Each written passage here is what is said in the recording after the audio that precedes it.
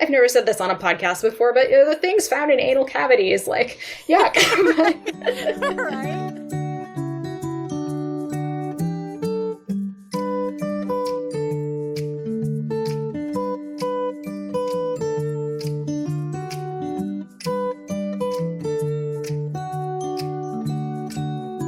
Hey guys, welcome back to Deconstructing Damsels. I am looking forward to opening up this episode with you because it features Kerry, who is a patron and also someone that I've considered almost to be a friend. Thanks to social media, she's also been mentioned in the Duke by Default episode. I, of course, am your host, Jessica. Heads up, though. We're reading Once Ghosted, Twice Shy by Alyssa Cole, and I wanted to point out that there are some factors on immigration and some hardships that come with sometimes being the responsible party even when you don't want to be. Heads up for that. Otherwise, it's a fantastic story, and I really hope you guys can listen. I also wanted to give a shout out to my Patreon patrons. Thank you, Kerry. Thank you, Dee. And thank you, Marlene, because I appreciate all the effort you guys put into this, and I want to give you guys a shout out. I have a couple new episodes coming out soon, but I definitely am so grateful that you guys trust me to put out content. I know I'm a little bit late this month. Sorry, I moved to the beginning of the month. I thought I was going to have time to get everything done, but if you've ever done a move, you know timelines can suck. So, this is the first episode of the month instead of the second. But I have a bonus episode coming later, near the end of the month, probably in about a week and a half, that I think you guys will definitely enjoy because it's an unboxing. The video will be on Patreon. I'll give you a little bit of a short little snippet here in the next couple weeks. I am so glad that romance Twitter and everything exists. I love and adore all the things I learn and all the books I'm wrecked. I hope you guys have a really good time listening to this episode. And shout out to my husband Sven, who actually did the editing on this. It's taken a little bit of time, but he's been awesome about it. Okay, guys, on with the show. Enjoy!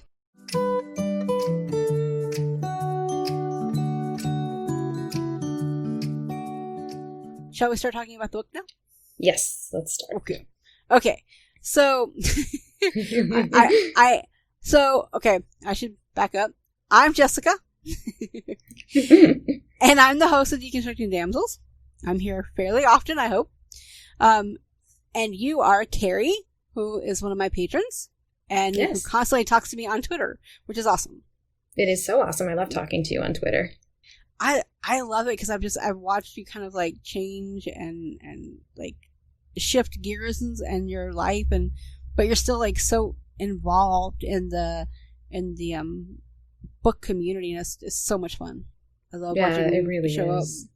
Yeah, and the book community is great too. It's nice to have that when your life is undergoing some pretty big changes. So it's been really great being part of that and getting to talk to you and all that. It's really good during this time, especially when things are so difficult for a lot of people. And you're so isolated from the rest of the world. Yes. Yep.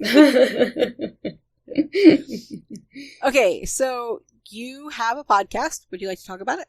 Well, it hasn't started yet, but is this when we do the recommended one? No. This is just your podcast. Okay, my podcast. Well, it's just something. My podcast. It's called. Oh shoot! What are we calling it? My podcast is called Muppet Rewind, and it hasn't been released yet. And I, to be honest, I don't know when it will be. My husband and I are working on it, but what it's going to be is a rewatch of The Muppet Show. So we will be doing just an episode analysis for each episode for 5 seasons, and we're really excited about it. We've been Muppet fans for a long time. That was one of the things that we first started talking about when we first started dating. So this is a big deal for us, and yeah, just so excited. And we decided to do it. One reason was because I did some searching and I wasn't able to find any Muppet Show podcasts out there. So we just thought, you know what, we need to do this. This has to happen because we need more. Yeah, we need more Muppet love out there. I mean, like the Muppets are literally like out there any space on the world that has a media outlet that doesn't have at least some form of Muppets. Mm-hmm. I should mention there is a German Sesame Street.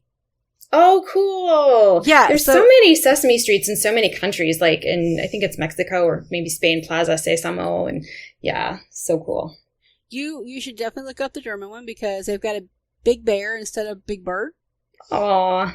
Yeah, so it's like I think Big Bird comes on, but like there's all these little things that are just it's very different. But I think it'd be very interesting to compare them because like Elmo is relatively new, but like they don't have all the same things. And I watched a little bit of it, and like they'll like the old like the Muppet Show, they would dub it and like try to fill it in. But the thing is like the ABC song doesn't work. Right. Yeah. There's certain things that aren't going to work. Right, because like they don't have like ABC, like I mean they do, but then you get to like the G, and G is gay, and Mm-hmm. and ha is H, and so it doesn't always work. So they kind of have to change it up a little bit, but they still keep the same exact background, and so I think it'd be really fun to compare that too. I'll have to look into that. Yeah, because it's really interesting. The ABC song is definitely on YouTube because my husband showed it to me when I first moved over here. Cute. Yeah. Oh, yeah. I love comparing. I'm a big Star Trek fan, as you know, and I speak Spanish and a little French, and I like to watch some of the episodes in dubbed French or Spanish, and mostly Spanish. And it's really interesting to see how the voice actors, how they interpret the characters and what language they use. And it's almost like getting a different perspective. And I really enjoy language learning that way. I totally get it. I've been learning German by watching the you know how in America you have like the zoo show, like the one like the Bronx Zoo and stuff like that. Oh yeah, they have them over here, and they have them like in each like section, each like region has their own version of it. So they go to the different zoos and stuff like that, and that's one of the ways I was learning how to do like basic speech because I was listening to them talk about the animals, and then I could read the like a lot of them had the closed captioning on the bottom, so I could read what they were saying and I could put it together, and I'd be like, oh, this goes to this, versus some of the other ways. So I totally get your version there. Yeah, it's fun. I really enjoy it. It's it's a fun way to learn languages. It's not like I enjoy languages, so I had fun learning them in school, but it's not for everyone. So yeah, I definitely recommend learning through television.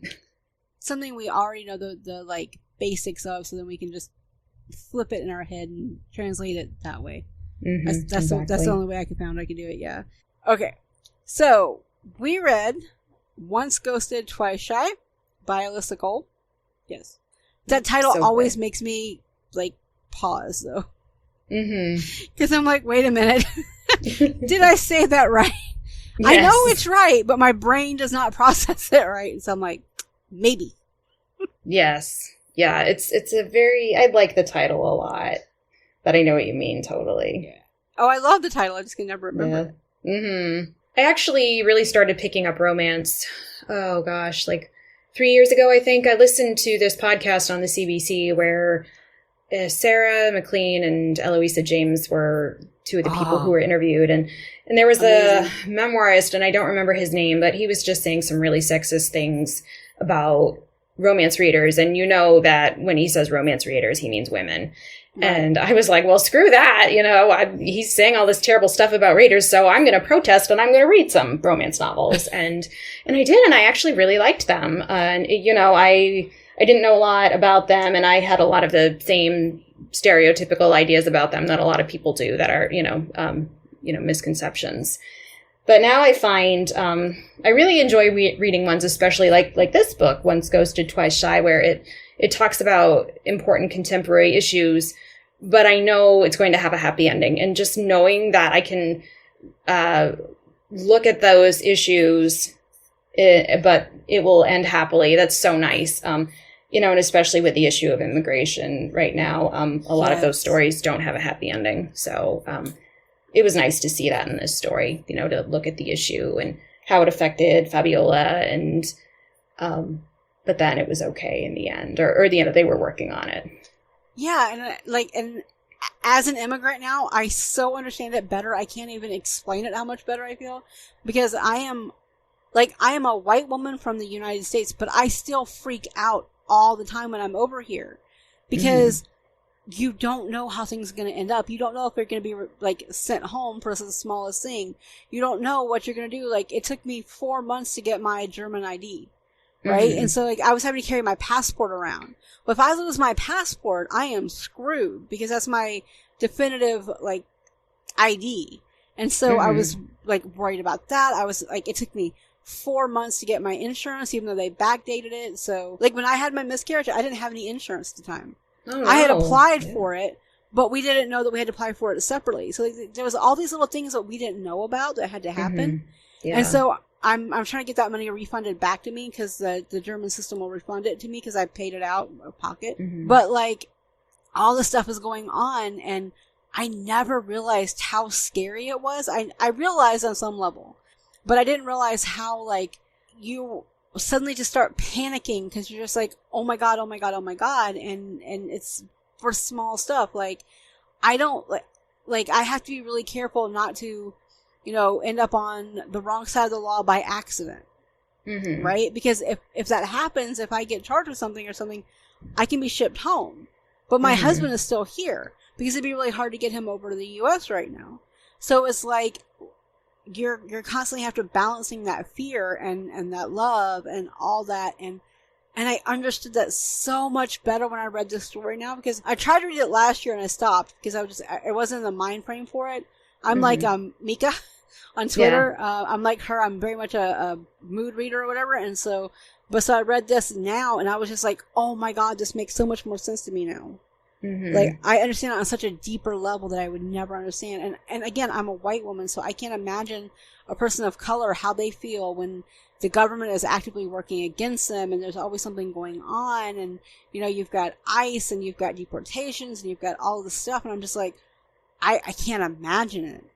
Yeah, I can't either. Yeah, I'm also a white woman, and I can't imagine what that's like. I do have a close friend who, she's also white, and her husband is Mexican, and she spent the last 2 years trying to get him here to the U.S., and they had been living in Mexico, and there was actually a time where the equivalent to what would be a visa here, I think. I don't remember the name of the things people have to stay somewhere, but hers ran out in Mexico, and they had to go to Belize until it was fixed. So they wanted to try to get him, I don't remember if it's green card, or I should get my legal terms correct, but they wanted him to be able to come here legally. And so she came here, and they had to wait a certain amount of time, but then it took even longer because of all the travesties at the border. And they waited all that time, and they have 3 little kiddos, and this was before the public charge rule came into effect, and they did like all the paperwork, they met every requirement, and her lawyers kept telling her that, oh, this is, just an open and shut case, kind of like what they were saying with Fabiola, where like, oh, she's been going every year and checking in with them, and it's always been fine, and so my friend was told something like that too, and then her husband went to the interview and he met every requirement, but they said no, and that he couldn't come because my friend didn't make enough money and she didn't have a family sponsor, even though like these things were not required. What they did was illegal. Right. But my friend got our senator involved and they still said no. And it was so frustrating. When they appealed it, they sent them a letter back, and every friggin' thing that was required was checked. It was all checked off, and they still said no. And she wound up going back to Mexico just because it was just such a traumatic experience that she just wanted her family to be together again. And it was so heartbreaking to see what happened to her little girls. And how do you tell your children that, the country doesn't think that their daddy is good enough to come here? And it's just, try not to get emotional. It's so heartbreaking what's happening to people now who are in international marriages, or anyone who's dealing with immigration issues now. It's just so heartbreaking. Well, that's like Atlanta they're known for being kind of one of the strictest courts in the country for how things are meted out, because like I think it was like I remember seeing something last year. I can't remember. I think it was maybe into the AJC, where they said that like I think it's like 1 in 20 people may get asylum if they're lucky. Mm-hmm. And, you know, it's people that are fleeing from, like, domestic violence or gang, you know, like, people trying to kill you or whatever. And so you're like, well, of course people enter illegally. And I say this with little quotey hands because I don't believe that. Mm-hmm. But of course they do it because it's the only way to survive. Like, when you make everything so dependent on one person's mood that day, Mm-hmm. and it continuously is based on someone's mood that day. Yeah. And I'm going to be quite clear in this. I don't like Trump, so it's his moods that are doing a lot of this right now. It's his motivation. He's giving the free reign to the GOP right now. Mm-hmm. Don't get me wrong. I have issues with Democrats on it as well, but they're they don't have full reign right now. But, you know, there's all this stuff that's happening, and you're watching all these families break apart, and your heart breaks for them because you know what it's like if you've been in that situation. Like, Mm-hmm. I've been in a relationship with my husband for 7 years as of the 20th of, like, 2 days ago. I have been in that situation. I understand it, and it just, I understand the fear and the frustration because, like, I wanted to marry him in the U.S. when he came to visit this last time. I was like, okay, well, what if we get married and I just send him back, right? Like, he doesn't have to stay, but I want him to have the legal care of me in case something happens. Like, I trust him to take care of me, and I want him to have that, and I want to have the same for him. Like, even if we're not in the same place at the same time. And I spoke to, like, different immigration lawyers, and one was like, no, that's fine. You should be okay with that. You know, the lawyers, you know, they double checked. Then I went to another lawyer, and the other lawyer said, oh no, if you do that, he can't come back until you can sponsor him to stay.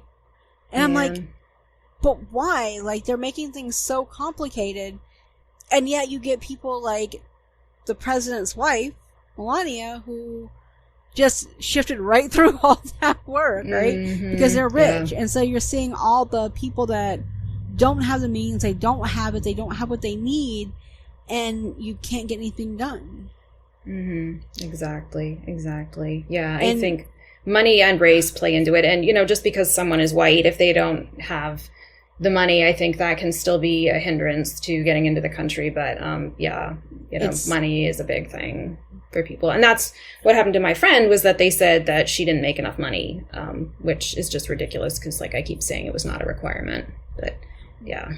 Well, I mean, well, that's like, that was one thing was for me, like, I was trying to get to sponsor my husband, my now husband, my then fiance. I was trying to get him over to the U.S. for years. And then we just flipped it and said, I'm just coming here because it's easier.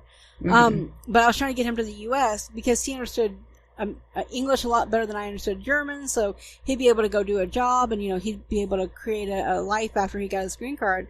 But, like, you had to make, like, almost $20,000. I was working, like, last year, I finally broke that after working, like, 6 months of 40-hour weeks in retail. Mm-hmm. Yeah. But, like, retail is not reliable. You can't say I'm going to get all those hours, right? Like, or, you know, 35 hours or whatever it was, because they tried to keep me under so I wouldn't be full-time, so I wouldn't get the bonus, you know, the benefits of being full-time. But, like, you just looked at it and you were just like, wow. Yeah. Right? And just like, there are obvious gatekeeping methods, and it's very frustrating. Mm-hmm. It's so like, frustrating. I got exactly what Fab was going through. I mean, not exactly, but I understood what she was going through on the how do we survive this mindset when you're suddenly thrown into situations you don't expect. Mm-hmm. And, you know, Lakotsi? Is that how you say it? Lakotsi, yeah, Lakotsi. Lakotsi, like, she was doing the best that she could, and it still takes time and effort and a lot of knowledge about, you know, how to get in touch with the right people and stuff like that, and it's a whole thing. And you know, that's what made, like, that's what I focus on more, honestly, in the story, was the immigration and watching Fab go from her different points within that family unit.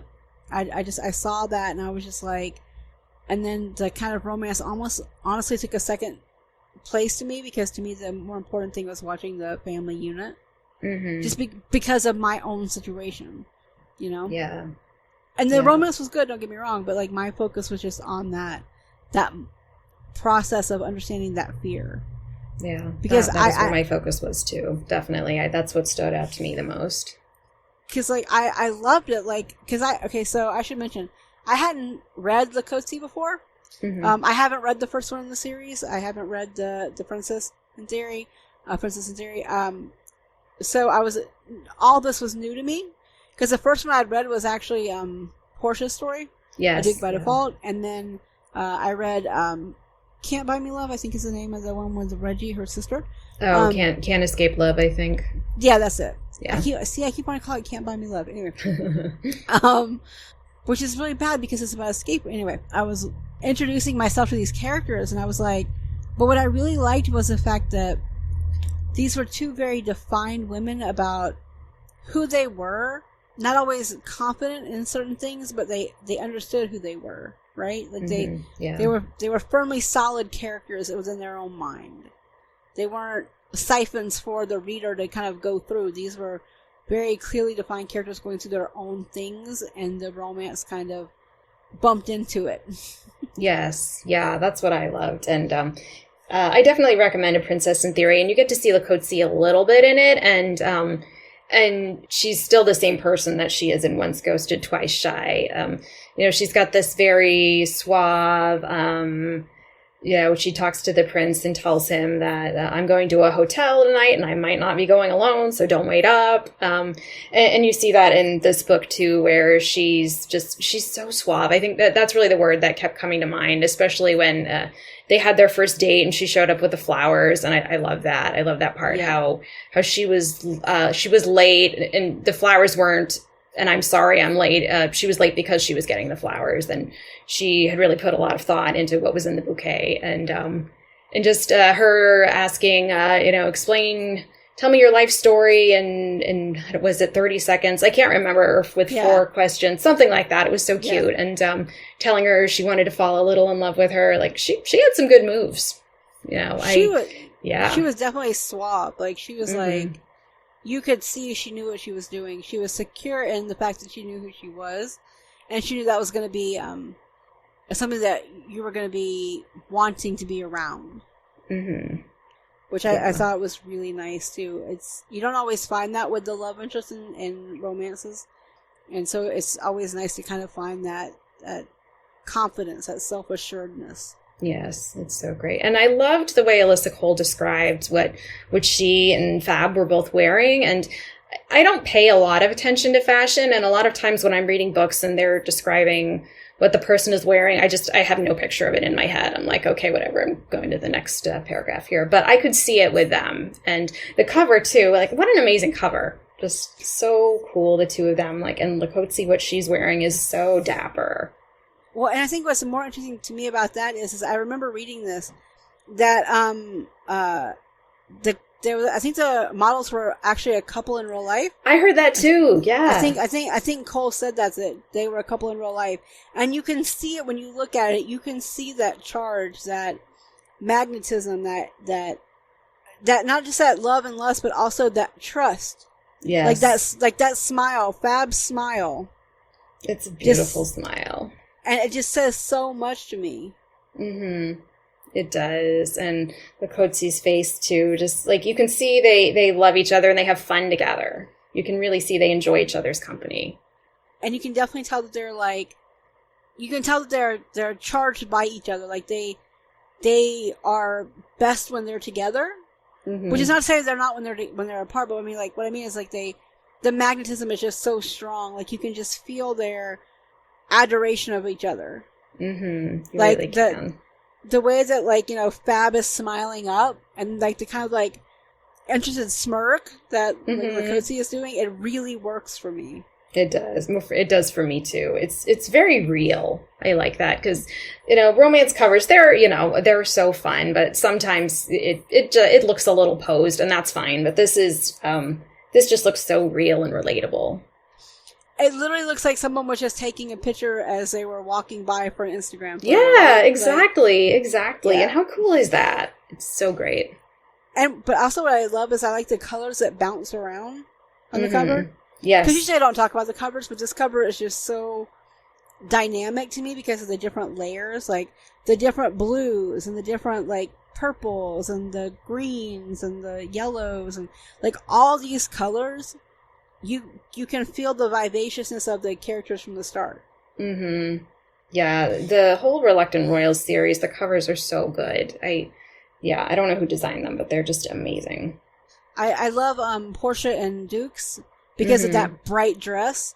Yes. It's the same thing. Like literally, it's the same thing to me with this cover, right? Like you've got the purple background. You've even got like the purple on the Coatsy shirt. Yes, but it's then such a cool shirt.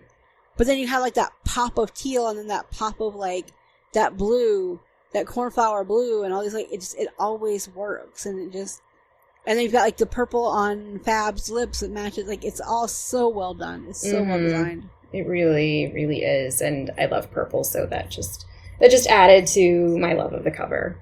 Me too. It's my favorite color. Yeah. I almost made the color for this podcast purple, but I was like, yeah, but it's romance, so maybe not. Yeah, pink works. Yeah, pink is just more signifying of you can see it and know probably what the source is about. But I almost went with purple because I love purple. Purple's awesome. It's just so encompassing, and where I am now, like there's so many different versions of purple that I didn't have in the States because it's different temperature, different like climate zone, but also like just different like weather stopgaps, like. Because in Atlanta, a lot of things have got like an acid sheen to them because of acid rain. Right, yeah. But here, the colors are so vibrant, and like the purples. Like the other day, I took pictures of like a purple thistle that actually would match the purple from this cover. Like it's natural to see that in the wild. And so you see all that and you're like, oh. And you're just like, it makes sense. Like you see and you're like, I see where they probably got the idea for this stuff. Mm-hmm. That is really neat. And that's not something I thought about, colors, how you see colors and experience them in different cultures and in different places. But yeah, what a good point. Yeah, that's really cool to think about. And I imagine that's probably what Alyssa Cole was going for when she had this sketched out in her head, and then someone obviously put it together, but I'm sure that was what she was going for with it too, right? Yeah. Like she wanted something that was vivacious and bright and something you could see. Yes. Because like you can imagine seeing the brownstones in the background, or the big area like the elevator. Like elevator, oh my gosh, that elevator. Like that, right? Like it was such a smart. You could feel like you were in New York. I've never been in New York, but I could feel like I was in there. Yeah, that's how I felt too. It's just so fun just going out. They're going out and exploring. It kind of reminded me of that movie Before Sunrise, I think, where Ethan Hawke and Julie Delpy, they get off the train like at spur of the moment and they go look around and explore and fall in love. And this was a little different since they'd known each other before, but it kind of had the same vibe. Yeah, it was just so cool with them going around and exploring the city and reconnecting again. And I loved it when they went to that nap place, and I think Fab fell asleep, and that was so cute. Then just going back to the elevator, like that was so weird. Like just like it was cool, but some of the stuff that was there, I'm like, why are they looking at this? Like, the things, like, I've never said this on a podcast before, but the things found in anal cavities, like, yuck. Right? Like you're like, yeah. But why are you collecting it? But also, I'm kind of interested to see what it is. Yeah, I know, right? It's one of those things where it's gross, but you're kind of intrigued anyway. Exactly. Yeah. But then, like, at the same time, you go to, like, all these little, like, food spots that, like, Fab knows. And so she, like, brings them along, and she makes it into this whole... And it's an experience that it's also a very strong love letter, I think. Mm-hmm. The experience of that day, Mm-hmm. Like, it's a reminder of what they had and what they could have had, but sometimes life gets in the way. You have to deal with life as it happens. Exactly. And sometimes you have to give things up for it, and you can't always explain why, because it's hard to say, hey, I gotta go because, in this case, spoilers abound because it's my podcast, but Fab's aunt has gotten picked up and is scheduled for deportation, which means her cousin needs someone to take care of her. Like, there's all these responsibilities, and it's coming at a time just when she was about to go on her own world. Like, she was going to stop being an accountant, she was going to go be jewelry maker and have her own online business. And when we know people can make money doing that because we see it. We see how many people on Etsy or even Facebook or whatever selling homemade jewelry and making their mark and having their own website and having their own, like, you know, web shop and stuff like that. And I mean, we see it with romance writers all the time. Romance writers make jewelry as well. Mm-hmm. So we can see where people can make their money doing that. And so you're just sitting there like, you're so excited for Fab for that start. And then suddenly, whoosh. Yeah, life, like, just everything happens. has to go on hold. Yeah. Like, she has to go back doing what she didn't want to do. She didn't mind being an accountant. It just wasn't what her passion was. And I get mm-hmm. that.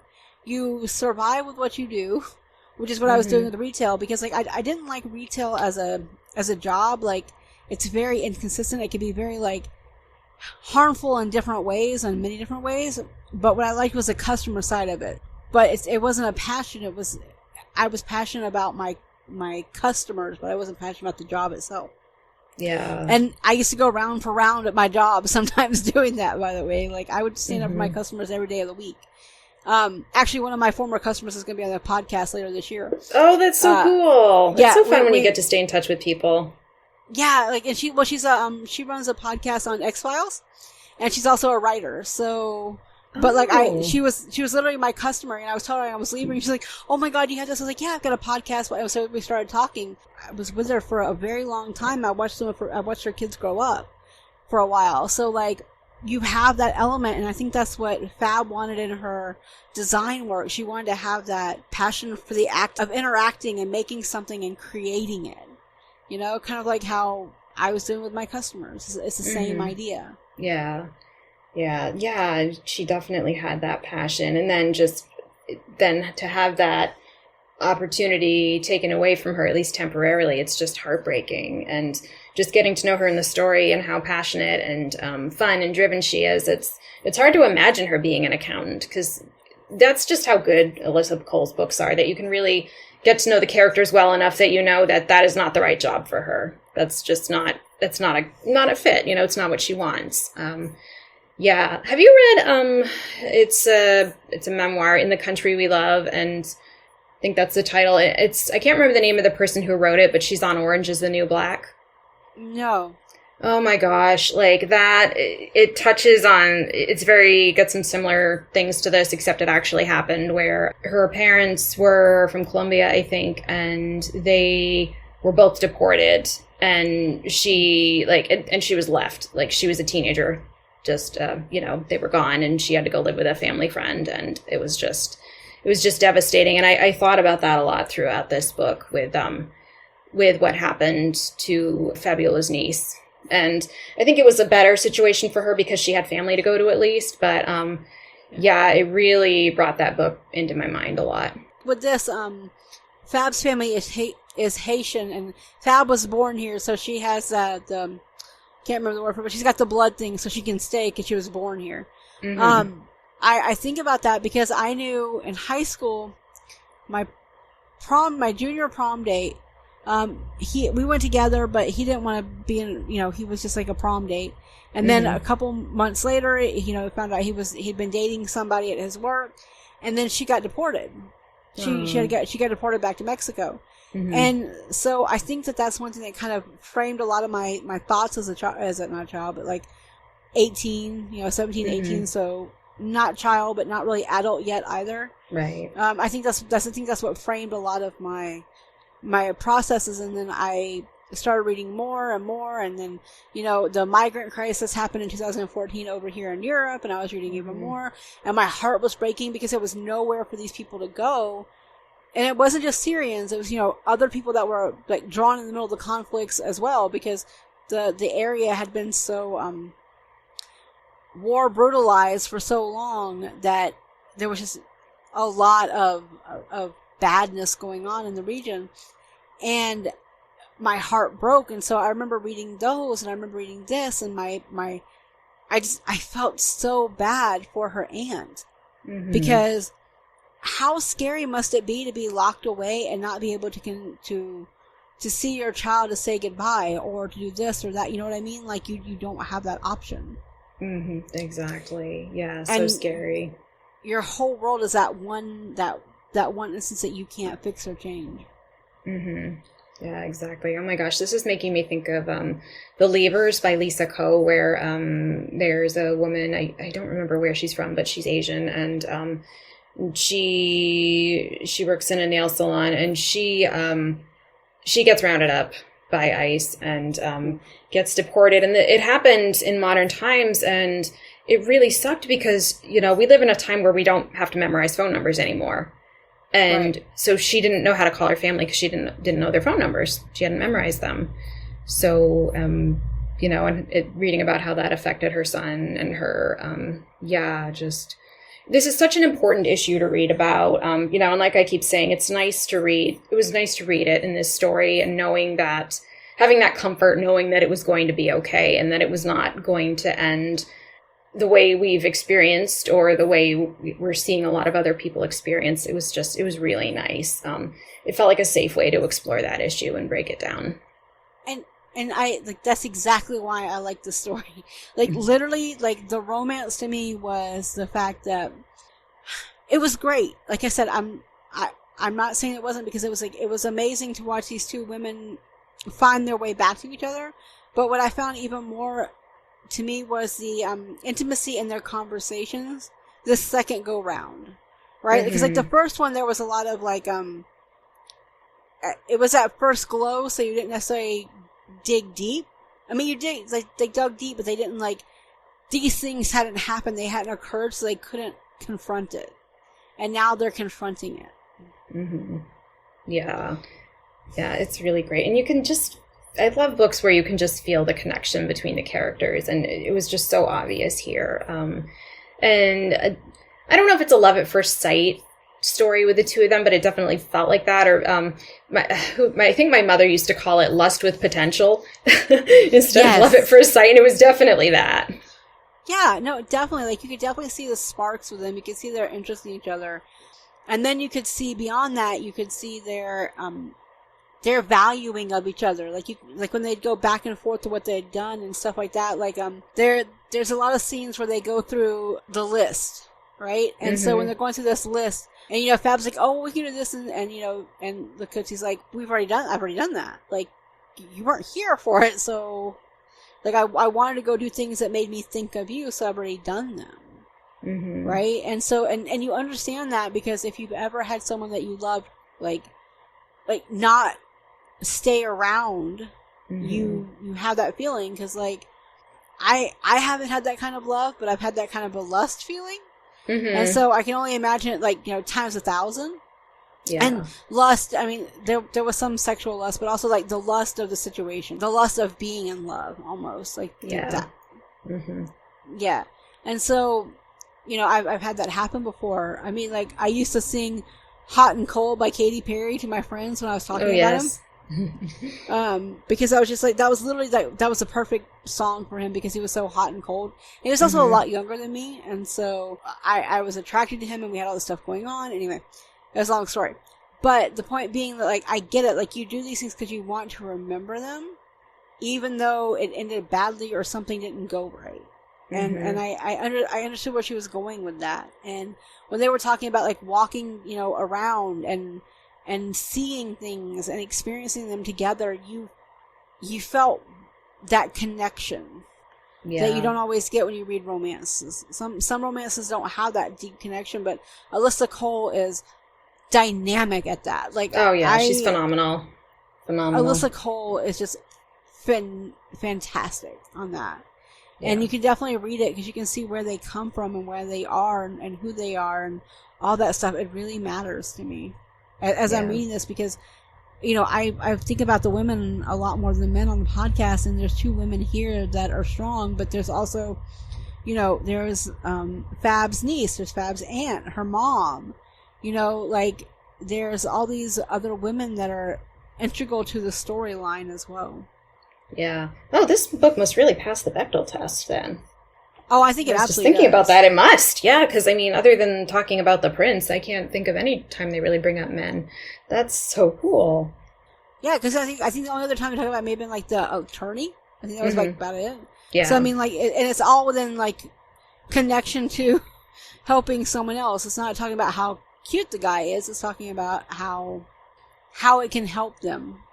Versus, there's like a lot of layers to this book, and I really liked that. I appreciated that a lot. Yeah. Like I said, you don't always get that. Yeah. One great thing about Alyssa Cole, too, I've noticed in reading some of her books, is that I feel like, when the characters are intimate, I feel like it's really focused. Yeah, it's really focused on, like, the woman's pleasure, I think, like, pleasing the woman. And I think that's really great to see, because there's just not enough about that. I think it's a lot of times sex in some of these books, it's more about pleasing the man. So I really appreciate that about her writing. Yeah, I do too. Like, I think that's massively important, honestly. Yeah. It's just like even the men that you read about, like even in like A Duke by Default, the male characters were still in part there to serve the female character growth instead of the other way around. Yeah. Yeah, I love that. Yeah. And I love too that like this book is certainly, it's the case with this book too, but I love that the characters, they're not there to save each other. It's not like that. I think they're more just there to, I guess this isn't really a story where they needed to be saved, where they were having a hard time and they needed, I guess, Fabiola a little bit, but they're not there to fix each other's problems. They're there to support each other and help if they can. But, yeah, maybe I'm going off the wrong tangent here, because now that I'm thinking about it, I don't know if it applies to this book, but I don't know if you know what I'm saying, but like it's two very individual people, and they're not there to fix each other's lives. It's they're two very unique individuals, and they're there to support each other more than that. I like that that the characters in Alyssa Cole's book they're there to support one another and encourage one another, not lead each other's lives. I think that's so awesome. Well, yeah, because it's like it's the opposite of the like alpha hole theory is what I call it. You know, like where the guy comes in, and sometimes the women come in and they just like push their way through and fix all the problems without letting the other character find their own path either. Yes. Like they decide this is your way, or it's kind of like the alpha hole theory you see on like soap operas a lot, right? Like where the guy just comes through and barges in, and the women are like, "Well, we were handling it. Like I had a plan. My plan was here. It may have been a bad plan, granted, but it still wasn't you doing all the work and getting to decide what I'm going to do." Right. And so it doesn't, like, Alyssa Cole doesn't allow that. The guy can try it, but it doesn't work. Like Sword Bay was Bay. Oh my goodness. Yeah. Like Sword Bay basically took the place of the female love interest in that way. You know, because like Portia was doing all the work. Obviously, because it was her job, but she was doing the work. Sort of like how Lucosi was fixing the problem, not because, somebody needed to come in with a white knight, but because she could help. Right. She was doing it because it was the right thing, but also she was doing it because she had that option. Exactly. Yeah. And it's the competence level and the competency and the self-awareness that you get in an Alyssa Cole book is, I think, really important. Yeah, it's really great. Oh my gosh, if you want to talk about self-awareness, the next book, I think it was A Prince on Paper. If you ever read that, like, definitely let me know, because there's so much self-discovery in the characters in that, and they both have some major baggage, and they're not there, I'm trying not to spoil it, but they're not there to fix each other's lives. They wind up supporting each other, but the baggage is still there, but they're there for each other, and I just love that. And that's on my list too. Like that's on I have a very long list of things I can't afford right now. Same. Because because I don't have access to the American library systems anymore, so I don't have that. And like over here, they're going to have German, they're not going to have American, and I don't speak enough German to read the books. So it's all about sales. I look for the best sales and stuff like that. And now that I'm like avoiding Amazon at all costs, I have to wait for it to go on sale on the Nook. That's a whole other thing. Yeah. But that's just being being an American in Germany. They suddenly decided that I couldn't buy stuff with my German account, with my German bank account. Anyway. Because I still have an American card and I have a German card, and I have the American card because occasionally I have to pay for things that are in America. So I have to keep both right now.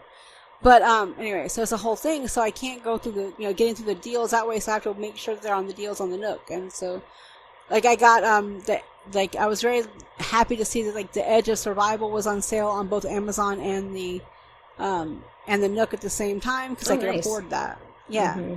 So, because you can't always get the 99-cent sales on the Nooks that you can get over on Amazon because, they want the lowest cost possible. Authors don't need the money, but, Amazon could use the boost in the ratings. So, and so you're just kind of like looking through all this stuff.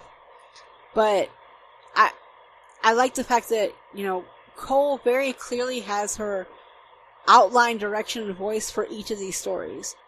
Yes, she really does. And I think her books are really well researched too with the topics she discusses. Like they're very, you can tell she knows what she's talking about. She's done the work. Yeah, and like not even just that, like with the you can tell that she's listening to her people who are reading it as it goes. Like you can tell the people that she's paying attention to what's being said. Even if she doesn't like change it, you can see where you can almost see where sometimes the listening happens from her end. Like you can see where as the more she writes, the more you can see that growth. Yes, and that's not to say she needs to grow. It's just that I think every writer should grow. Like exactly. The more you write, the more you understand your voice, the more you understand all those things you should be growing. Yeah, like Bev Jenkins from 1994 is not the Bev Jenkins of 2020, right? Like there's huge, massively growth in understanding what they value as a writer. Within their characters and stuff like that. And you can definitely see that. And this is such a tight story for such a small amount of space. Yeah, I mean, it really, she got a lot in there, and it didn't feel overwhelming. I went to see Alanis Morissette. Did you know that she has a musical now? No, I did not. It's really cool. I think, of course, I do this thing where I go on podcast and I have all these things I want to share and then I forget the names of them. But I think it was called Jagged Little Pill. I should know. I saw it. But there were so many issues that were crammed into that. And I think, it can be indicative of real life because there's a lot of things happening. But there was race and sexual assault and drug addiction and all important things. But there was so much. I'm like, I don't know what to take away from this. So it was really nice with this book. I feel like they covered some things, but it was done in a way that I didn't feel overwhelmed as a reader. And I was able to take away a little bit more from the things she did discuss. So, yeah, I thought that was really great. And you can see it from both sides of the issue. And I don't mean like both sides, like, Republican and Democrat, but like both sides of the administrative side because of Lakotsi, but you can also see the emotional side from Fab. Yeah, that's important too because there is from the administrative side, it's a lot too because there's so many hoops you have to jump through to help if you're a lawyer to help your client or just if you're working with someone like Lakotsi was. There's a lot you need to jump through, and you need to know what the rules are or not in my friend's case, I guess. She knew all the rules, and that didn't help. But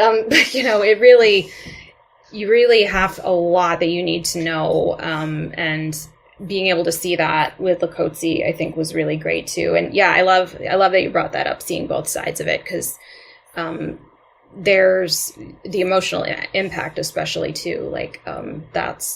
You could really feel that in this book. And that's such a big part of the immigration issue is how it's affecting people individually and their families. And the people they work with too, their lawyers even, I think it's, I'm sure it can be a difficult time for them emotionally as well, seeing what's happening to people. Well, yeah, I mean, especially because we keep talking about, we being the media, keeps talking about immigration and they keep bringing up the kids at the border. The poor children in cages. I'm like, dude, they're not your teddy bear from 3rd grade, so stop it. Right. But, you can tell that when it breaks people, or you can see it when people are talking when people are taking their kids to school. And, you have to prove you're a U.S. citizen, but every time you can prove it, it's not the right system. And so it's all fear tactics, right? Like it's it's the same. It's a way of suppressing and oppressing and creating fear so people won't react. Mm-hmm. And I have some. I used to be a journalist for a very short time, and I was really writing about the migrant crisis here. Mm-hmm. I mean, I wasn't a big journalist. I wasn't anything major, but I focused on human interest stories, and that's what I call these human interest stories, because they're at the heart of who we are as humans, right? Mm-hmm. How you react, how you handle it, what you can do, and how you can change things is the whole point of it. It's not just a social thing; it's a human issue, and. So one of my stories got reprinted in the Fresno Alliance at one point, and I've been following them, and the person that was working there ended up quitting that one, but she started her own little small journalism paper mm-hmm. in the area, and you can see it like in like Fresno and all these places. You can see these things that you wouldn't think of thinking of Fresno, California, really. But mm-hmm. It's huge. It's a huge issue there. Yeah. It's a huge issue in the South when it comes to workers. It's over here. You see it with the Romanian workers, the Polish workers that come in and do the hard labor that, other people may not want to do. Like, about 3 or 4 months ago, it was spargle season, which is like white asparagus. Mm-hmm. And didn't have enough people to pull it because the people came from other countries. But they couldn't come from other countries because it was a lockdown. Yeah. So what do you do? I mean, like, there's like probably billions of dollars of wasted potatoes in Germany right now, and in the area, this part of Europe, because there was no one there to do the labor. And so people make these comments about they're taking our jobs. I'm like, what job are they taking? Are you out in the field? Are you working for like 20 cents an hour, basically, when you consider mm-hmm. all the medical costs and everything else they're going to have to go through to do it? It's like people make all these comments. And in the case of this book, the Haitians, there's always this kind of mentality of people think of Haitians, they think of them as, like maids or, the mm-hmm. lesser classes. And again, this is what little hand things, guys, because it's not my views, but it's that mentality, and you see that and you hear that, and you're just like, your whole body just freezes, because you're like, but they're valuable because they're somebody's somebody. Mm-hmm. Whether it's their child, their mother, their cousin, their great aunt, it doesn't matter. They're somebody, even their employer, depending on what they do. Like they could be a caretaker for somebody, right? Like there are all these things that people can do, and you hear this and your whole brain just seizes up and you just want to... Yeah, it's so... I have a friend who's a Spanish teacher. She told me a story. She was teaching middle schoolers at the time, and the students were getting into a debate, and there were, this was a more wealthy area in Maine where I live, and it's pretty white here, these kids were saying like just things kind of like what you were talking about, like, oh, they're taking your jobs, and my friend said, well, I know people who are here illegally, and the kids were all like, what, who? And she just said, it doesn't matter. They're human beings. It doesn't matter. And I'm really glad she said that to them, because it doesn't matter who it is. They are human beings, or people who do have to come to the country, quote unquote, illegally. I hate saying that, but it's the way it is. I hate that word.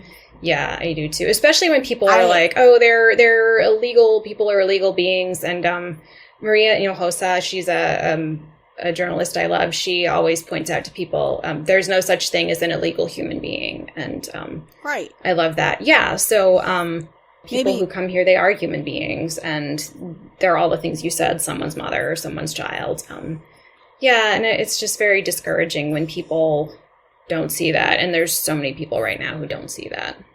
And it's like I said before, I'm from Georgia. I'm from Metro Atlanta. I've been battling some of these topics with people I love very much, because I can't not. Right? Like that, like that's my job. The privilege I have of being a white woman is pretty frickin' huge. Like it's ginormous. And so you have to fight back. You have to say that's not okay. And I'm not saying this for brownie points, guys. I want to make that clear because it's not about that. It's about saying the common sense things that people are not saying. Mm-hmm. You know what's going on, white lady down the street. You know what's going on, white CEO up in the tower. Like, you are aware of all this stuff, but you're literally letting people, like, die because you don't want to get your hands messy. Mm-hmm. Because it doesn't directly affect you. And then if it does directly affect you, well, then that's an exception to the rule, not the actual rule. Exactly. And it's just like, you hear all that, and you're, like, my heart just, it like, goes cold when I hear that, because I realize just how, like, apathetic people are, and I don't understand that mentality. Mm-hmm. I don't. Like, you should always fight for what's right. Yeah. You should always fight for right. And before I was an immigrant, it was different. I didn't understand it, but now that I understand it more, I'm fully on board with, like, all the immigration issues just to be eliminated in the U.S. and for people just to come. Yeah. It's not our land anyway. Like, right. White people, it wasn't our land to start with. It's not our land. We stole it. Yep. So yeah, it's so true. You get nothing. Like, and we didn't, like, just steal it from the Native Americans. Like, we stole it from the Mexicans too. Like, you know, like, it wasn't just one place or another that we stole it from. It was like the whole freaking country was stolen. Hawaii, especially. Yeah. Oh, yeah. Oh my gosh. Yeah. So you know all this stuff, and you're aware of this, and it's like the lack of empathy just staggers me, and that's why I liked this book, because I felt like Lakotsi was she was analytical, but she was very empathetic about it. She understood like, once she found out what was going on, the whole thing clicked into place for her in that moment, because she understood that terror, because she had dealt with people that had been in that terror on the other end.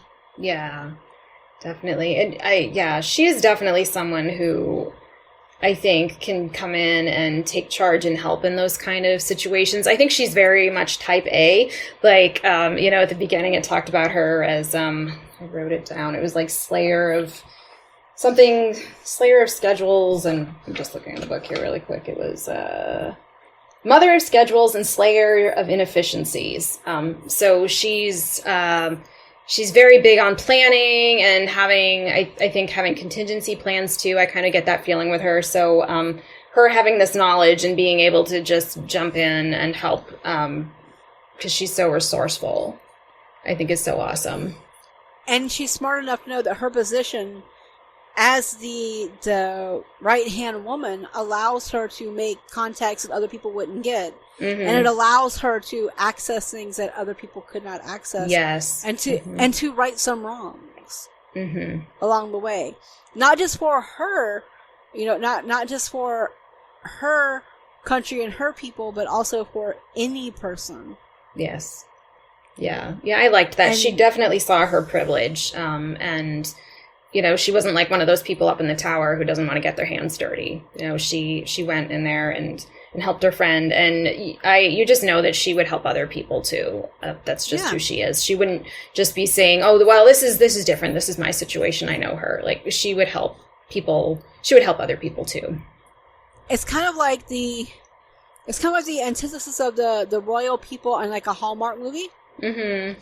Where nothing, like, gets their attention until suddenly they're the ones on that other side. They're like, "Oh my God." And you're like, did you miss the news in your newspapers? Did you miss the news? And like, the American, like Western media, especially because most of them on Hallmark are Western countries, are full of these kind of stories. Mm-hmm. Like, how long have we heard things about, like, with the British?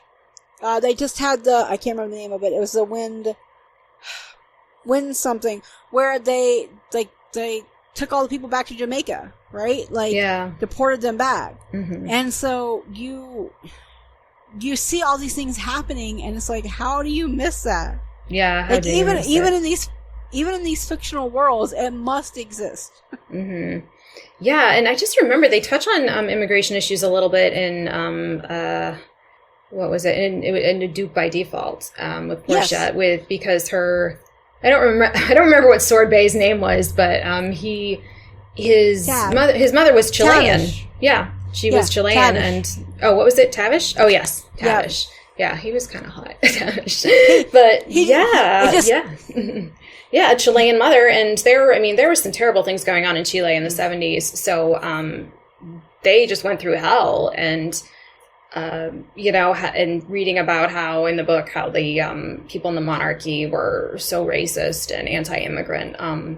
That really hit home. And it's based in reality because Britain's got a wild history. So the thing is you can't not draw upon that knowledge because you're talking about countries that are real. Mm-hmm. Right? Exactly. So like you can't rewrite that history. Yeah, you can't. And like you said, like Tav, like all that was him. Like his mom was like a refugee, and a Chilean refugee, and I can't imagine being in Britain in the 70s, and you're not that far removed from the 40s either, when there was a very strong, Nazi and far right wing world, and you're seeing it being built as the 80s come through. You're seeing it be built, and so it's something very important. And I think that's one thing I like about the Trekselent Royals that I've read so far is you can see the privilege and you can see the outcome, and you can see how different pieces of the puzzle fit together. Yes, yeah. Did you read the piece Alyssa Cole wrote about Meghan and Harry? No. Oh, it's so. I think I missed it. It's so good. She didn't write the headline. She said, but it was something like, I knew that they would break off from the family, and she didn't write that. And I don't think she was happy about it. But it's she just talked about the racism Meghan had experienced, and this was around the time that the RWA shit show was going down. So so it was very relevant to that too. Yeah, but. Yeah, she just talked about setting boundaries and some of the, if I remember right, some of the issues with the monarchy surrounding racism, and it was so cool to hear her take on that, especially given that she writes about a monarchy. And I definitely recommend it. It's a really good read. Speaking of the racism and the monarchy, I know that what's his name, the Michael lady. Prince Michael, the lady of Prince Michael, or whatever his name is, the lady that wore that brooch. Oh God! I think it's like Michael Kent or something like that. Yeah. Oh. But it's little microaggressions like that, and you can feel it in this world, even in the fun world she's created. Because, by the way, parts of this book, like when they were eating at the restaurant, for some reason my brain went into the movie Gremlins. Oh, I've never seen that actually. I know what happens, but yeah, I still need to see that. But my brain went into the Chinatown that that was in the Gremlins movie, both 1 and 2. It went to that world, and completely probably the wrong world, and I'm sorry if that's not the right way to phrase it, but what I mean is you could see this world where community matters, right? So the food and everything is it's every restaurant, every stop, everything means something in some way. And I thought of the Gremlins movie because I've seen it recently. I saw it at Christmas because I was here with my husband, and that's one of our favorite movies, and we watch it every year at Christmas. Nice. Somehow, some way. Even when we're not together, we watch it. And so I was thinking about that, and I was thinking about how the places she's visiting all have power and moments with them, like when they were walking by the Freedom Tower along the way, and you could feel the somberness, right? You could feel that. But then if you turn it back to the Nat place, you're in this wonderful world of cocooned familiarity and comfort. But then you go to the restaurant and you've got this energy and this vibe of, look, check this out, eat this, try these different things. And then you got the elevator, you've got all these little places, and this is not all the places they went, and it did this throughout the book, but that one day, that one scene, those places were all so different from each other, but they match. Yes, exactly. Yeah, and I thought it was cool too that in just this is kind of going back to another topic, but the places Fabiola showed Lakotsi, that when someone takes you on a tour of a city like that and shows you all around, it kind of shows you a little bit about what that person is like too. So Fabiola, she's just such a neat, quirky person, and seeing this, and she's someone who's creative, and I think you can see that as someone who, she's an accountant, but it's not really her thing. She wants to do more creative things. So instead of going to an art museum, they go to an elevator that has stuff to look at, and you can just see her originality and her love of life and her joy with all the different places they went, and her love of community. I really feel like she had a love of community. She loved her city, and you could feel it in everything she did. Mm-hmm. To me, that was the best parts of the romance to me, honestly. Mm-hmm. Was the fact they were so in sync, and Lakotsi trusted her to take her to these places. Like, they happened to find each other by happenstance on the train, mm-hmm. right? But in that moment, they went through, and Fab was able to show Lakotsi what she wanted her to see to begin with. Like, who she was from the beginning, and who she wanted to be again. Yes. Yeah. Oh, I love that. It's so nice. And just, it makes me miss exploring, now that there's a global pandemic. I know I haven't been getting out a lot. Here in Maine, it's frustrating because a lot of tourists are coming now, and they're not wearing masks, and it's not, they're not being safe, which is sad. But there's not a lot of freedom to travel around and just go and enjoy the day like they did in the book, and it really made me look forward to whenever or if ever we'll be able to do that again for the people who have access to that. So. Yeah, it was beautiful, and it made me, it's so weird to say, it made me nostalgic for pre-COVID times when that was, not even a year ago. Right? It was, 4 months ago. Yeah, it just feels like it's decades or centuries ago now. Well, that was so COVID had started to be on the rise, but it wasn't quite as bad. When we went to the city, actually where I'm moving to, but we went to the city, and we went and got my dog. Mm-hmm. But first we had to go see her, and I wanted to go make sure I could handle having a dog, because in the past I'd had a dog, and I'd had to have dogs, and I had to give them up. Mm-hmm. I could not take them with me, and so I love my animals, and having to give them up just kills me. Yeah. And so I had to go make sure I could handle it again. But we went exploring, because I had to go turn in some American money and stuff like that, and basically it paid for the train ticket and a lunch or whatever we wanted. So I went and did that. And I was like, wow, that was the last time. And that was only a little over 4 months ago, barely, 20 something weeks ago? Yeah. It's crazy. And it happened I don't know how it was there, but it happened so fast. It was the first week of March, I think. My grandfather had actually passed away. And then, so I was on bereavement leave, and then the following week, not even that weekend, I think, it was the end of the week. I was still working at the library at the time, and we were getting, these emails and texts saying, okay, we're going into stage 3 where, the library is going to be shutting down a couple of these things, and we won't be having services or gatherings or programming. And then every day, before Monday, we were getting an update okay, now we've moved to stage whatever. And then by Monday, the library was closed, and we were all working remotely. It happened that fast.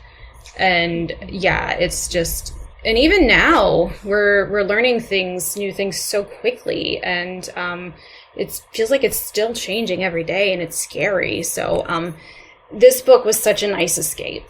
It was an escape while dealing with issues at the same time. A very important issue, but it didn't feel heavy. My heart didn't feel weighed down when I was done with it, like it might with some other books. I felt like I was able to think about it. I just keep saying the same thing, but yeah, it was an escape, but also being able to look at real issues in a way that wasn't draining. Yeah. And that's exactly it. I'm trying to read more books about, because I tend to find books about issues anyway. Mm-hmm. That's just the way I roll. Me too. I'm also trying not just to read historical on this podcast. Historical is like that's my comfort zone. That's like one of my major comfort zones. And so I'm trying to not do that. But like, have you read The Wallflower Wager by Tessa Dare? No, I want to. I've heard it's good. Okay, it's really good, but there's some really like strong themes in there that you don't necessarily expect. But it's done in a way that there's a lightness to it. It's the same way that Alyssa Cole does this. Mm-hmm. Like the topics are very serious, but there's a lightness and a appreciation of the audience. Yes. To not cause, a traumatic response or to make them think of something they don't want to think about, right? Like it's done in a way that is respectful to the audience as well. Yes. Yes, exactly. Oh my gosh. I just read this romance by, I think her name was Mary Holmes Chase Mary Chase Holmes. I can't remember. She's not very well known. The book was called The Irish Bride, and I found out about it because it takes place in Bangor, Maine, where I grew up, and I was so upset at the end because there was a queer character who played a minor role, but the way the character was treated was quite upsetting. So I was like, okay, well, I'm done with this book now. So yeah, like that, it was not mindful of that at all. And it's nice to see, I'm not even sure if the writer even cared about that, to be honest, just the way she presented the character. But yeah, it's nice that Alyssa is mindful of the readers and, wanting to discuss these things without, having a traumatic effect. And I think it's just really important, especially as we've been establishing throughout this entire talk, that feeling of safety is so important right now. Like it's like the most important thing. Yeah. And so, that's why like I've been reading more romances that have got more things that like the type 1 diabetes, because I actually put a call out on Twitter and I got that one response. And that was one of the ones that were responded. And I've got, Corey Alexander, I'm going to read one of his and I'm going to review it, but because he sent me our reader copy. Mm-hmm. So I'm going to read that. But I found this one because I had started it and I was already like 3 chapters in before the free sample was up. So it's like, well, continue and give me more. So, but like it's nice to feel that safety, mm-hmm. because I keep writing in notes in my Nook, just keep saying, yes, this is like, because it's. And I can only imagine it's like that for people that have experienced things like immigration issues, mm-hmm. or, infertility issues, or, infidelity, like all these things that can change a person in very traumatic ways, but also like in ways that you find another way of dealing with it. Yes, exactly. And so, and so when you have that kinship, when you can understand it in some level, your whole body goes, oh, that, Yes. Mm-hmm. And I think that's what Cole is best at. I think that's what Alyssa Cole is best at. Because Let It Shine, which I talked about earlier this year, was phenomenal. A Duke by Default, phenomenal. And every single one of those have different topics, and every single one of those have different things, but there are threads of common. Like, Let It Shine talks about immigration when they talk about, the Jewish parents coming over after the Holocaust, mm-hmm. or the grandparents rather. You've got the same thing when you talk about like the refugee. Like, you see a lot of these major themes throughout her work in different positions and different places of coming into it. Yes. Yeah, you definitely do see it. Yeah, she's amazing. Have you read her, have you gotten around to her Loyal League series at all? The ones in the Civil War? Not yet. Yeah, I read the first one finally, and that was really good too. And obviously that was set during a different time, so there, the issues weren't all the same, but I mean, obviously racism was tackled. And yeah, so good. Just such a good book. Well, I think it was one of those that was, recommended in the Men's Health. The guy that did I think his name was Jason Roberts, the guy that did the real life romance club type, mm-hmm. thing. Yeah. Fan club. I think one of the ones was recommended by it, and it's by Steve, the guy at Bowling State, the guy that does the pop culture. I think he was the one that was, kind of helping find all these things, because I was reading it earlier. When I was waiting to do the podcast, and I was like, this is good. This is the way it should be. It's Jason Rogers. I just saw it. Okay, yeah. It popped up on my Twitter feed at the right time. Oh, did he pass away? Who? Jason Rogers, is that a person who passed away? Or I might be thinking of somebody else. No. He's an LA writer. He was an Olympic medalist. Oh, okay. I'm thinking of a different person. Yeah. Yeah. No, but he literally started a bromance book club. That's awesome. In real life, right? And if you look, I'll link to it when I do the show notes. He has an episode. He has an article in the Men's Health magazine about it, about how and he talks about some of the people that were in the thing, and he was going to do it, and then COVID happened, so yeah, Zoom conferences all around. So it was different formats and different people in different groups, but. The point being that, it matters to talk about this kind of stuff, and when you have women writing about men that we want to see, it changes a lot of it, I think, and because as that book and Jason was saying that like you read what we want to read, what women want to read as partners, whether that be men or women. Mm-hmm. But in this case, I'm talking about men because. Men have been taught to not be emotionally available for the most part, Yeah.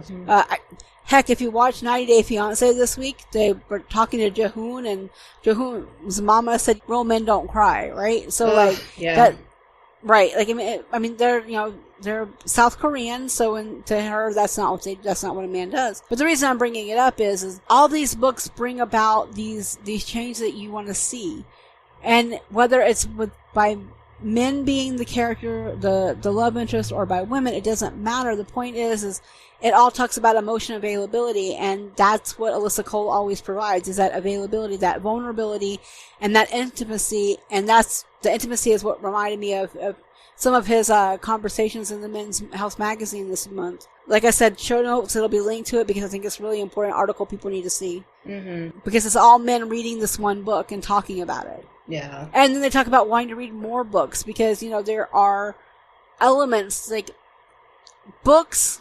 So I was watching something with a YouTuber last week, and it was doing a book club thing, and I was watching it, and the YouTuber was basically like, well, fiction doesn't dictate anything. And I'm like, huh? Yeah, right? Ask every librarian or archivist or historian. Mm-hmm. Probably the wrong answer there. Yeah. Because they were talking about Twilight and how, Twilight was fiction, it didn't affect anything, blah, blah, blah. I'm like, you mean like how people said that Buffy and Angel weren't affecting anything, and women still got into bad relationships because that's what we learned growing up? That's culturally, that's what we saw. So Alyssa Cole allows people to have that moment, those ahas, and romance in general should do that. It doesn't always do that, but it should do that. It should allow us to find something within ourselves when we're writing it. No matter, it doesn't have to be the same thing. It may be like the smallest part of the book, but you should be able to identify something with you because a lot of the books are based on the humanity that we all have. Right. Yeah, exactly. Yeah, I just read Love in Catalina Cove by Brenda Jackson, and it was okay. Like, it didn't have a lot of social issues in it, which I was kind of bummed out about, but it was a good escape read. And but there was one thing I loved where the male love interest had a daughter, and his daughter's asking him, like, "Oh, Dad, are you hooking up with that lady?" And he's like, "What? Why do you know about that? Like, what that is?" And she said, "Oh, I've been reading romance novels, and my friends and I, my friend's mom gets us a big shopping bag, and we all trade it around, and I learn about how I want men to treat me." And the dad's kind of horrified, but he also was like, "Oh, that's kind of a good thing. I can kind of get behind that. I don't want you, reading some of that, but that's good." So I think a really good romance novel also would show that, like, how, how men can be emotionally available, and, consent's a big issue.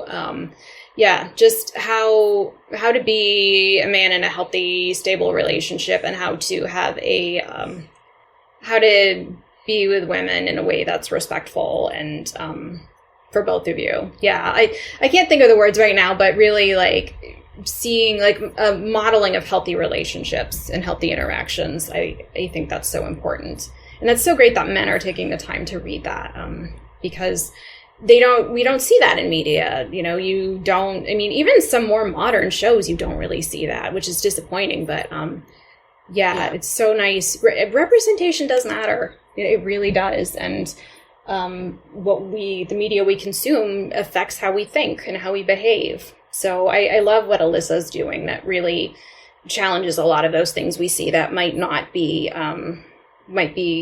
not as healthy for relationships or respectful. Yeah, exactly. She's great. It's like, this is a story that I think people should read.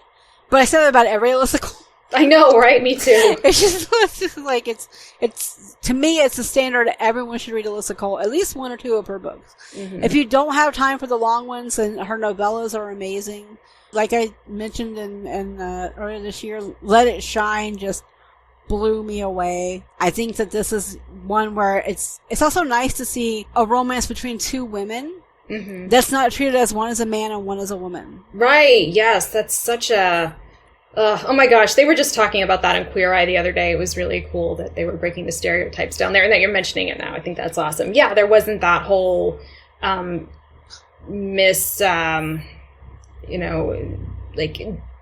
incorrect stereotype that, one has to be a man and one has to be a woman, because that's not, it doesn't have to be that way, and that's not how it is in relationships. And it shouldn't be that way. Right. Exactly. And so I really appreciate the fact that, like, Alyssa Cole really took the time to put that in and make sure that they were not filling a Mad Libs situation, Yes. There was no formula to say A, B, C. Like, you didn't always expect what you found, and so it was really nice. It was. Nice to find. Mm-hmm. Yeah, I definitely think it's a good book for people who still are kind of in the mentality that, if there's a lesbian couple, like, who's the man and who's the woman, Yeah.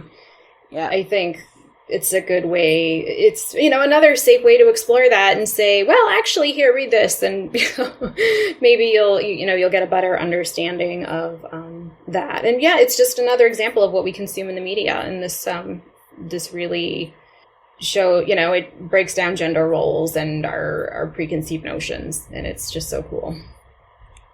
And before we wrap up on the topic, I want to say that, like, it's also nice the fact that Alyssa is proud of the characters that she writes, and you can see it by the way she writes them. Yes, exactly. Like, you can see the pride in creating the stories and crafting them and putting them together, and you don't always get that. And it's amazing to see, I think. Mm-hmm.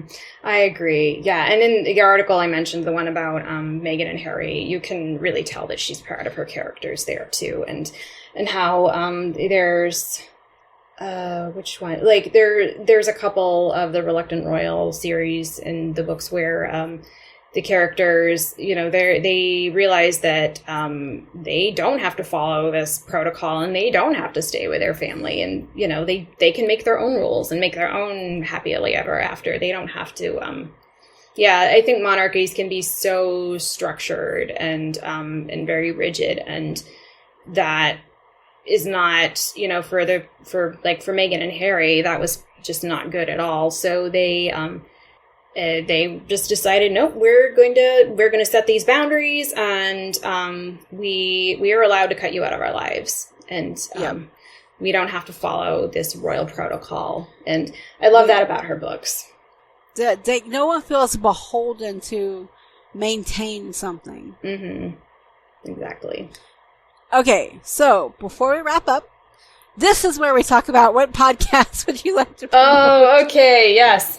Well, I actually have two. There's one called the Nostalgia Mixtape. It's I believe the Twitter handle is Nostalgia Mix Pod, and they just talk about pop culture from the 1980s, 1990s, and 2000s, and they'll talk about some things that are going on now too, but they'll do things that are kind of like on their Twitter profile, it was like TBT things. So, like the show Pose, and just shows that might be happening now, like Stranger Things, but are taking place in the past, during like the 80s to the 2000s. That's a really great one. And The other one is if you're a Star Trek fan and you like feminism, Women at Warp. They're really cool. I did an episode with them where we talked about the T'Pol, who's a Vulcan character from Enterprise. So those are my 2 podcasts. Coolio. Because like I would recommend them. When I first started doing this, I didn't have guests. I'd always recommend at least 1 or 2 podcasts. And I realized, wait, my guests listen to different podcasts than me, so extend it out. Yeah, it's so cool. I love podcast recommendations, so I was glad you asked. I love making them, and I love hearing them.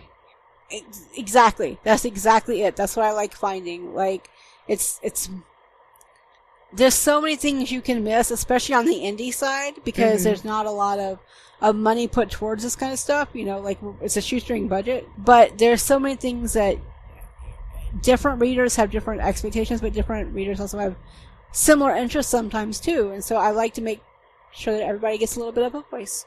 Yeah, it's pretty awesome. Yeah. What was the name of your friend's podcast, by the way? The one who had the X-Files podcast? It's called the X-Cast. That's what it is. The X-Cast. Okay. I'll write that down. Some of my Trek fans, Trek friends, they might be interested in that. She's also got she's an author. Cool. Yeah, she does paranormal type, UF, PNR. But her name is Sarah L. Blair, so. Cool, I will look into that, thank you. Yeah, I like her, she's so awesome. She's just definitely, like, she's one that I was glad I could keep.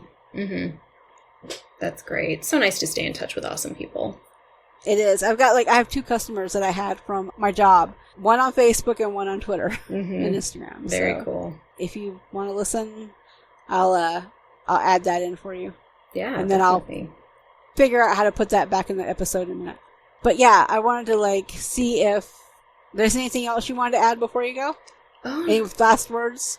Oh my gosh, nothing I can think of. I mean, I could talk to you all day. Thank you so much for having me. This was so fun. I know, it's very fun because we've only talked on Twitter and we haven't really done the actual people talking to each other part of this. Yeah. The actual voice chat part. Right? Yeah. I just love these conversations and these connections. It's just so fun. Yeah. I can't really think of if any of you are Star Trek fans, you can follow me on a couple of places on Twitter. My more Star Trek account is Kerberlib. It's KERRBEARLIB, and I've been guests on a few shows. I have a Spanish account that's mostly Star Trek, some libraries. It's Kerry Trek, KARITREK, and then where I met Jessica, it's my library/literary account, which is Kerry Brary, KERRYBRARY. I had to think about the spelling while I was talking. It's fun. Having a couple of Twitter accounts, it's kind of interesting because sometimes I'm like, what, should I tweet this here or over there? But I try to keep the topics, I try to keep them separated per account. But yeah. Yeah, I tried doing that and then I was like, man. It's a lot. And when you have ADHD, it's hard to juggle them. Yeah, I've got three accounts, but I've got Jessica Hannon 81, which was my journalist one, and my general one. And then I've got the Vesvo blog, which is I still keep forgetting that I have a blog, and I just tweet about the blog, but not actually blogging. And then I've got Damsels podcast. So sometimes I'm like, where do I put this one? Yeah, it's hard to know which audience is going to want to see this. And that's part of why I created the Kerry Brary one. I do most of my tweeting surrounding Star Trek, and I just thought I don't know if they're going to be interested in romance because that's such a different genre from sci-fi. Although there's a lot of I think both genres fans. There's a lot of stereotypes about fans where in the sci-fi community there's this idea that you're either a woman who's really nerdy and you can't get a boyfriend, or if you're a man then you live in your mother's basement, and that you're a social outcast. And then there's a romance side where people think that what they think about women, just that it's the writing is unintelligent and it's not real reading, not real writing. So it's interesting to have interest in those two different genres, but kind of see how fans are kind of, there's incorrect views of fandom on both sides. If if you get a chance, Dragon Con this year is free online. Oh, I want to go so much. Oh, and Garrett Wang, I don't know if he's still heading it up, but he was on Star Trek Voyager, and he's been involved in that. Yeah. So I was going to mention that he is, but it's all online free this year. That's awesome. I'm so doing that. So because it's a virtual con, I think it's free. Mm-hmm. I know it's a virtual con anyway.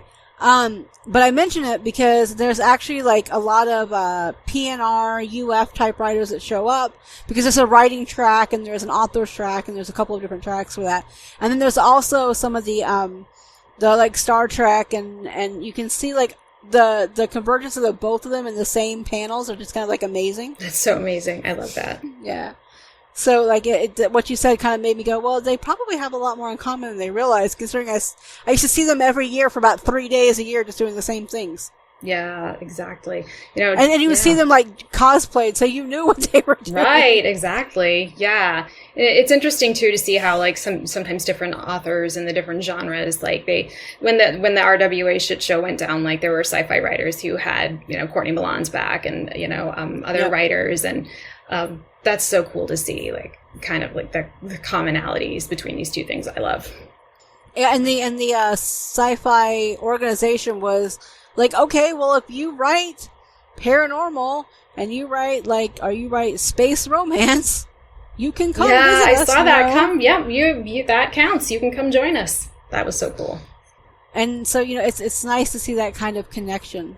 Yeah. And I think that's one thing that I really appreciate about Twitter, honestly, is I follow so many amazing people on Twitter that, like, I can't keep up with everybody, and I feel so bad when I miss things. Same, yeah. And you're just like, I don't want to miss you, though, but it's a lot of people and a lot of time, and you guys are usually, like, 6 hours behind me, so right. I'm asleep when everything happens. But it was really great having you on. Thank you so much for inviting me. This was so fun. And I was glad you picked this one because I gave you like a list of a couple of books and you chose this one and I was glad for it. It was just fun to talk about different things, right? Mm-hmm. And how they all interconnect because I love connections. I'm that person that I always say that I'm that person that you can see them like pinging the thread and seeing exactly how long it takes to stop moving. Mm-hmm. I like to see all those connections. So yeah, me too. I love these kind of discussions. Same. So I will see you... Well, talk to you on Twitter. I keep saying seeing like I'm seeing people. I know, right? And yeah. I say that too. I can't see anybody anymore because I'm 6 hours away from most of the people on my timeline. Yeah. Or 9 hours for the Cali people. Mm-hmm. Right? Yes, I mean, like most of my Star Trek friends, like I'm in Maine. I don't have anybody, like I have one friend, but yeah, like a lot of my Twitter friends, can't think of any of them that I ever see in person, but yeah, I'll say I'll see you later, or like if I'm talking to someone about, you know, if I've had a bad day and I'll say thanks for listening, but then I'm like, oh, well, they didn't actually listen. They read what I wrote. Yeah, it's okay. We know what we're talking about. And okay, they know as long as everyone knows what, as long as they know that I'm not being literal. Yeah. All right. Cheers.